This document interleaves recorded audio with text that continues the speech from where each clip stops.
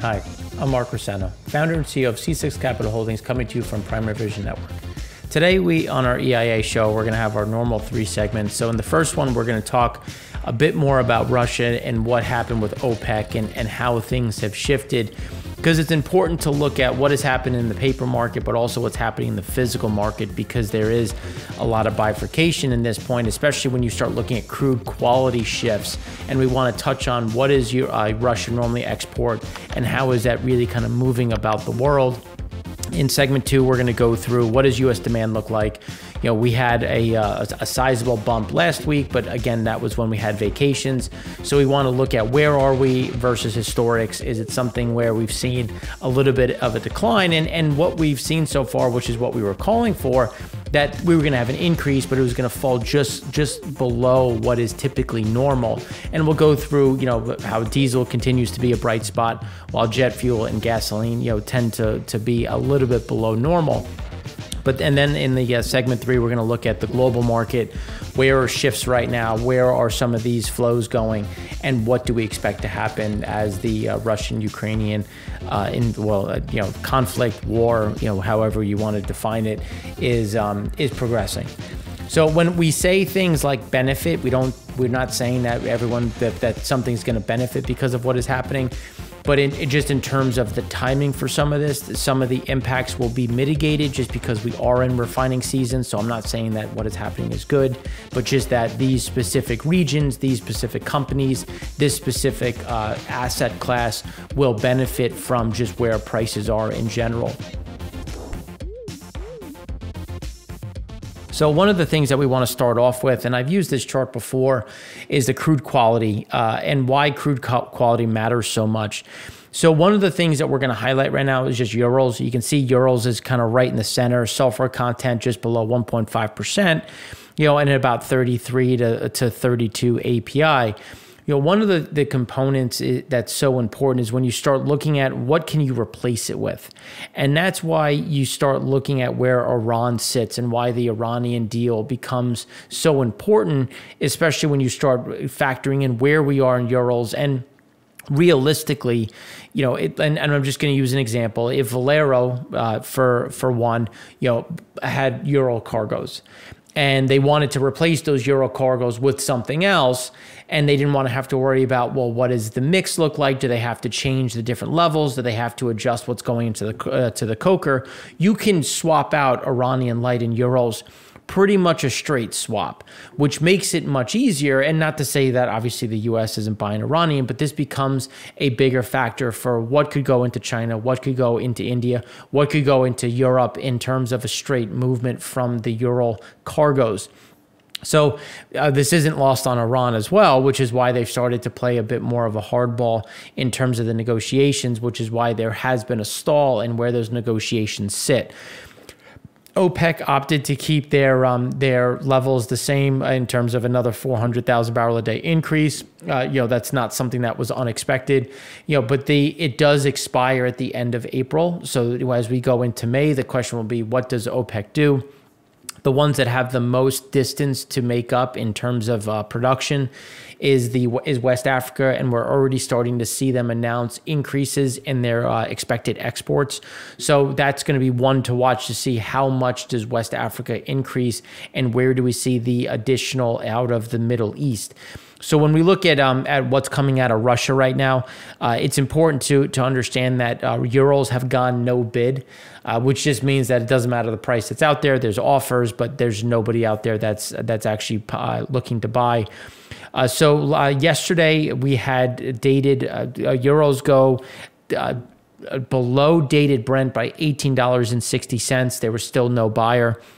And this is what I just wanted to show in terms of what Russia's putting out for the end of March. So through the end of March, and you can see just where they are at about, just when you look about 4.176 million barrels a day.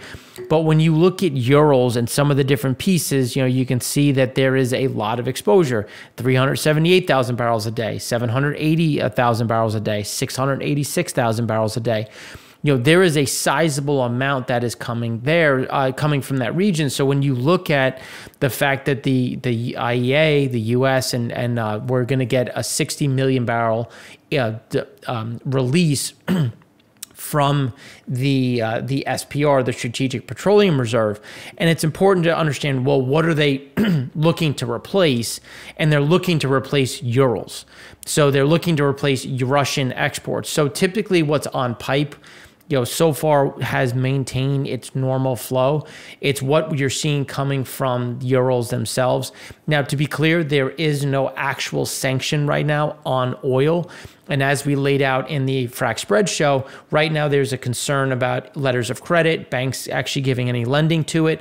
So that is where you're just seeing refiners and banks just saying, we are not taking the risk, which is why you're seeing them go no bid. Now, Glencore offered 85,000 tons of CPC blend, and that's also coming under pressure. And you're seeing that come from, instead of being $4.25 below dated Brent, it's now $5.70. And now the CPC goes two ways, because some of that can be Kazakhstan, some of that can be other, but a lot of it is Kazakhstan. So even though it doesn't originate in Russia, there's still some of this unknown.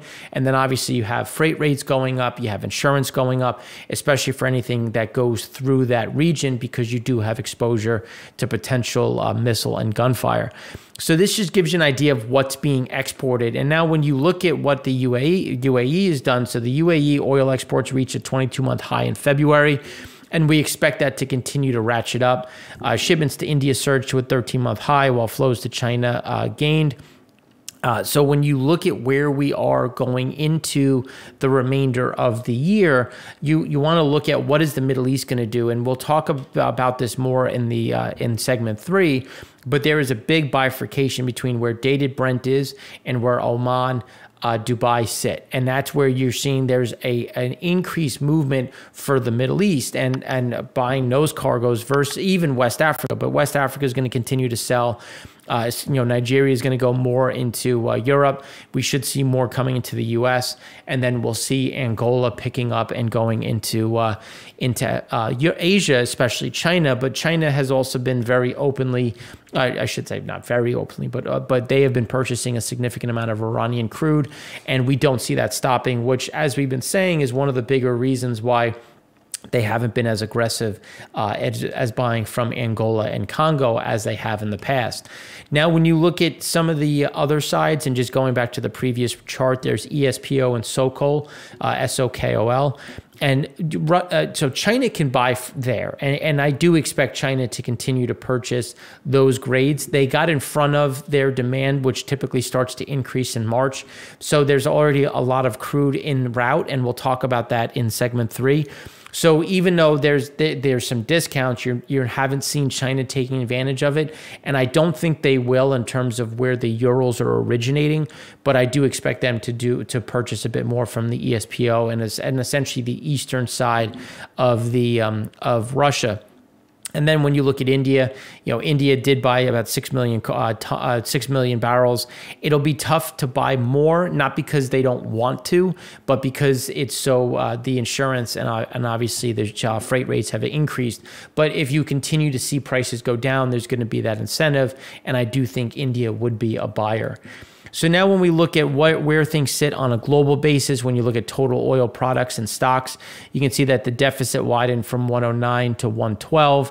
And when you look at what is driving that, it remains on the oil product side, as things on the crude side stay within the below that 3-year average, but still fairly in that bottom end of the cloud when you're looking at where things are. And that's being driven by floating. And that's why we talk about these back and forth. So when you look at oil, when you look at deficits in general, on the crude side, the deficit went from 37 to 37.1. So again, fairly flat, while the product side went from 72.4 to 75. We do see some of that reversing just a touch, but again, it's still going to be on a bullish front, especially when you have refiners going into a bit of a deeper maintenance season. Now, one of the things that we want to touch on as well on a global basis when we're looking at crude availability is Iraq. So Iraq stopped oil production from 2 southern fields with a combined capacity of about 500 million barrels a day. and it's just because of normal maintenance. So the work, they are trying to offset that with increases in other areas. So we are seeing a bit of an increase. So that followed the closure of the West Kurna 2 field on February 21st for maintenance. The field, which can pump 400,000 barrels a day, is scheduled to resume normal operation on March 14th, though companies that run it are trying to restart output sooner. State-owned Basra Oil said the work will enable production from West Kurna 2 to be increased to 450,000 barrels a day. And just on a side note, Lukoil is a part owner of the field. So you are seeing some output adjustments, but again, this is something that was already planned. It's not an unplanned downtime, but it's obviously a tough time to do it. But again, this is something that has to be factored in when you look at where things are going. We will see them be able to make up some of it just in terms of what's in storage, but that is going to be a little bit of a shortfall to kick off March. Now, when we look at land storage, here you can see land storage went up a bit. The deficit narrowed from 74.2 to 63. This is typically when you start to see those builds, again, coming back to what we said about maintenance season. West of Suez, the deficit narrowed from 61.4 to 53.2. That's something that will continue to get a little bit closer to that as we're right at the bottom of the cloud. And then east of Suez, the deficit narrowed from 26.6 to 22.3. Again, something else that we expect to continue to see that edge close. But when you look at the teapot refiners are increasing runs. So that's where we'll see some of that shift between what is offshore and what is onshore. And we do have a big increase in the amount of cargoes that are targeting Asia, which is something that we're going to talk about in segment 3. Then when you look at diesel sales by the 3 biggest retailers in India, so we're just looking at what happened in February. When you look at where things are, you had diesel sales increase in Feb by 21.4% versus January. Sales of the country's most used fuel were still down about 0.9% year over year and down 4.8% versus February of 2020, where the pandemic began. Gasoline sales came in at 23.8% up month over month, and then year over year we're up 3.3%, and versus February 2020 up 7.1%. Gasoline continues to be a bright spot within India as diesel continues to be a problem. But one of the things that we're starting to see is the pressure when you look at the economies, and we're going to talk about that in segment 1 of the Econ Show, as they struggle to essentially maintain these shortfalls because a lot of the product is subsidized, and inflation is a huge problem that continues to rear its ugly head, especially at the emerging market level. And a lot of these countries were struggling with billions of dollars in additional cost at the government level to maintain the subsidies, and that was when crude was at 90 to 92, and now we have WTI at 109, we have Brent at 111, and we have dated Brent close to about 116, 118, depending on when you look at it, which again is going to keep those prices elevated. Now, when you look at floating storage, the surplus narrowed slightly to from 29.6 to 29.5. When you look at the west of Suez, the deficit widened from 7.4 to 10.9. And again, that's just something where we're going sideways. That's what we do expect to continue as those cargoes get pulled into Europe. East of Suez, the surplus widened from 34.8 to 35.7. We do expect that to stay fairly balanced and essentially stay flat as they do pull more in offshore, but then you have additional cargoes showing up. Weekly imports of European gasoline into the U.S. Hit the lowest level since October of 2020, where it dropped to only 75,000 barrels per day. But we did take in some ultra low sulfur heating oil, and those are going to be things that we'll talk about more in segment 2. Then now when we look at crude stocks, you can see that there was a draw of 2.6 million. You can see that we're about 68.1 million below the 5-year average. And again, a large part of that is being driven by PADDII. PADDII had a drop of 1.37 million. That's 29.9 million below the 5-year average. Cushing had a drop of 970,000. So the pace of drops has slowed, but it's still, you're coming into a very tight spot on the Cushing front, and that's 22.4 million below the 5-year average, with the only difference that we've seen is PADDII, which had a build of 650,000, and that's only 11.8 million below the 5-year average. And we do expect that to be a bit balanced here, and that's because we do see exports rising as countries, especially in Europe, look to try to source additional product, and we will see additional flows from SPR coming into the market.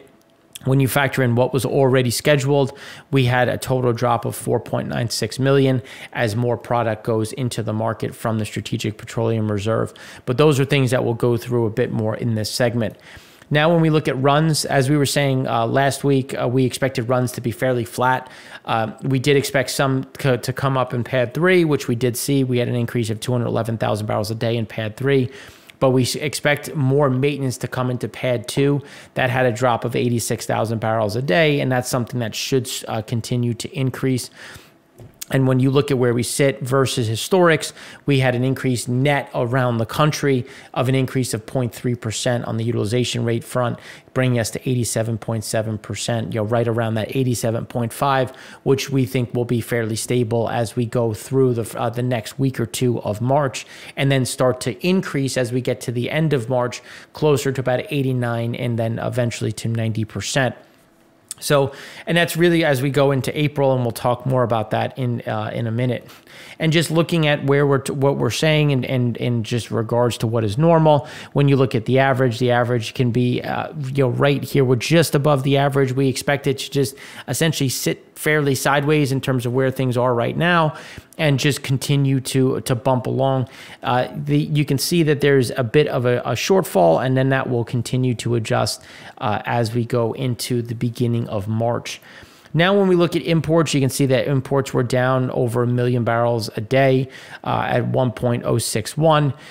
The drop was driven by PADDII 1, PADDII 3, and PADDII 5, just on a sizable level because PADDII 4 had a small drop. But PADDII 3 had a drop of 372,000 barrels a day. That's 643,000 below the 5-year average. And then PADDII 5 had the biggest drop of 644,000 barrels a day. And that's 265,000 below the 5-year average. But remember, there we have supply chain issues. We keep talking about PADDII 5 being lumpy. So that's something that we will start to see some recovery. And then we will see some additional imports into PADDII 3. They will be mostly muted, but we will get a bit of an increase. And then, as we said last week, PADDII 2 continues to be the bright spot with another increase of 168,000 barrels a day. That takes us over the 5-year average by 383,000. And we continue to see PADDII 2 pulling down more crude. Now, when we look at PADDII 3, as we were, we thought we were going to stay fairly flat. You came down a bit more than we were expecting, but we're still within that cloud.